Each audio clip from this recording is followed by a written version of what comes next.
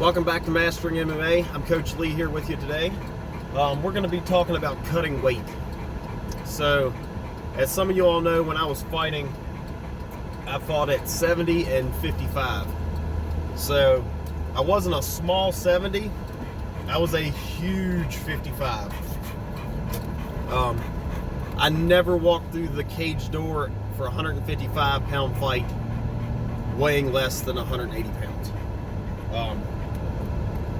So, I've been around this sport for a long time, seen a lot of people cut weight in a lot of different ways. And I see people all the time talking about the pros and cons and this, that, and the other.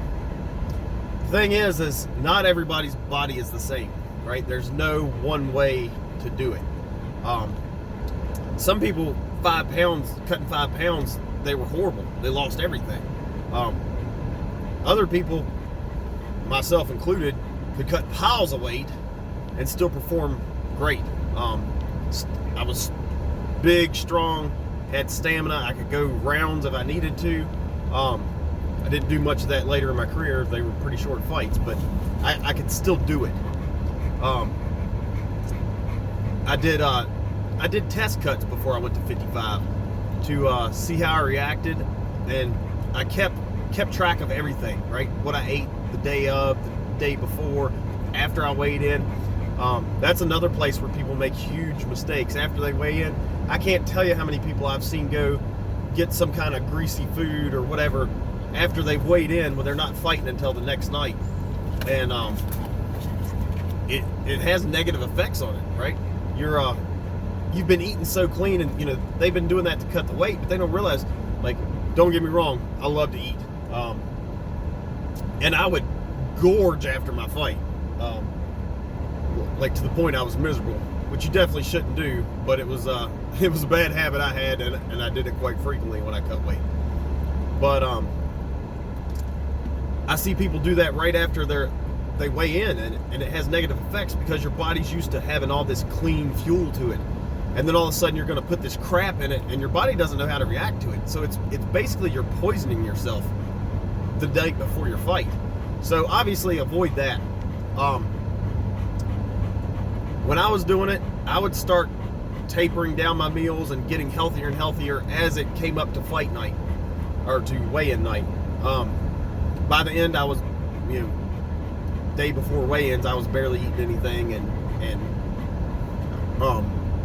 I was also not drinking a whole lot, obviously, because I was to that point where I cut water. A couple tricks that have helped me get down that far, which I've had a lot of people ask me about, which is the main reason I want to make this video, is water overload. And you'll have to excuse the panting. I had to take my dog Hank, the big pit, to the vet, so he stays hot and pants all the time. It's freezing cold in here right now. Air conditioner's full blast. But anyways, back to what I was saying is water overload. You want to be leading up to the point you're cutting water. You want to be forcing water in yourself. You want your body to almost be rejecting the water that you're bringing in. That way, when you do cut off the water, not only is your body getting rid of it through sweating, spitting, things like that you're doing to cut the weight, but on top of that, your body's already trying to reject it anyways. So it's trying to get rid of it. You also want to be having a fair amount of salt in your diet leading up to that, which and then when you cut the salt out, which obviously makes you retain some water, when you cut that out and then cut your water out, it really helps get things just flowing out and the water weight cutting a lot faster. Another thing is, I prefer, when I would cut weight, is I would go to a gym that has a hot tub, a steam room, and a normal sauna, and a pool. That sauna can be or a steam room, or whatever source of heat you're using, can be horrible, both mentally and physically. So that's why I like the pool, right? Every now and then, like you feel like you're starting to go crazy in there, and just jump in the pool, swim from one end to the other, maybe into the other and back.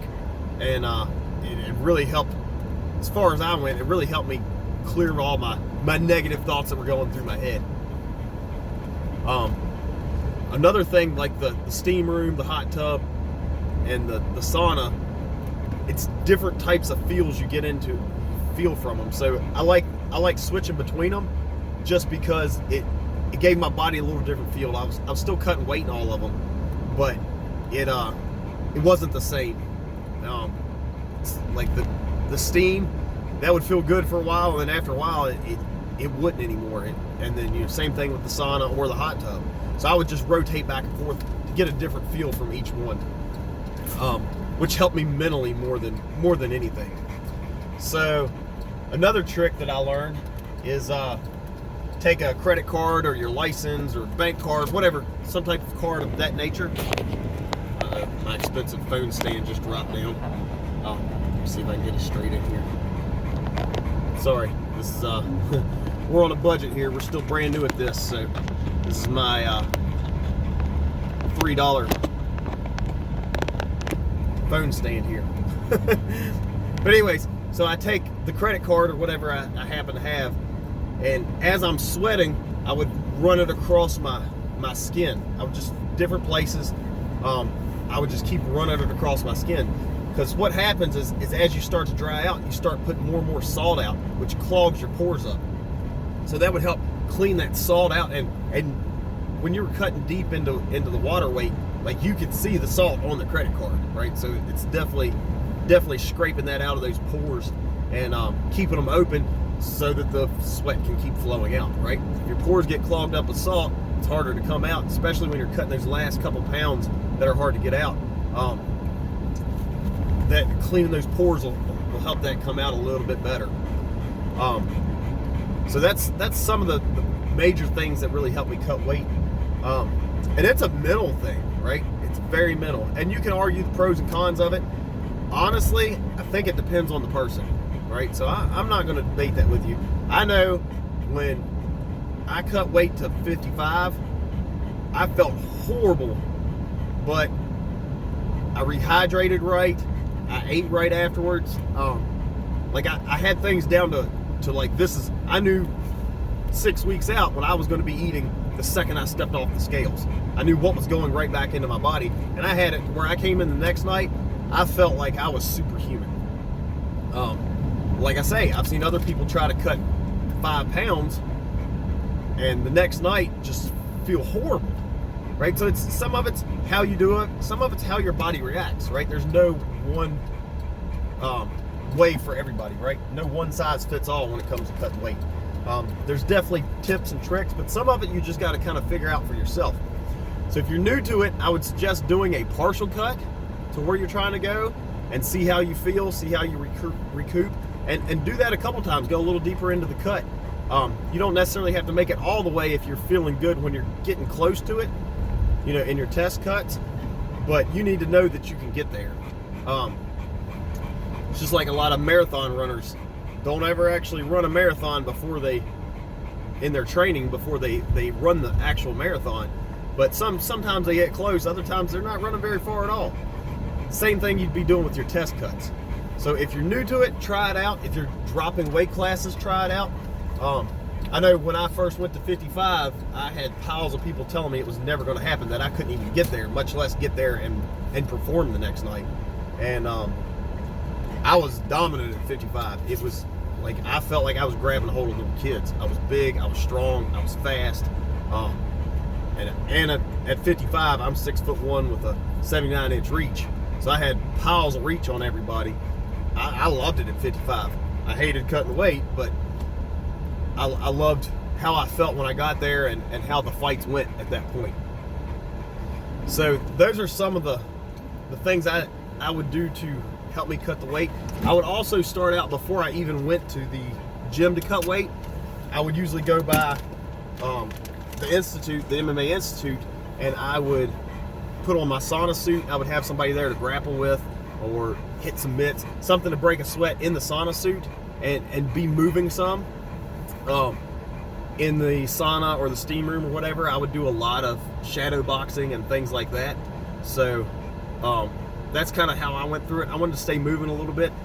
If you're cutting piles of weight, please, I can't stress this enough, have a partner with you in case something goes bad. I've been to the point where I felt like I was close to passing out and I could barely walk. I never drove when I cut to 55. After I really started getting into the weight cut, I always had somebody to drive me because I knew the dangers were there, right? If you're doing a big cut, please, I can't stress enough, have somebody there for you to help you through it, watch you through it, and watch out for your safety, right? Because it can get dangerous.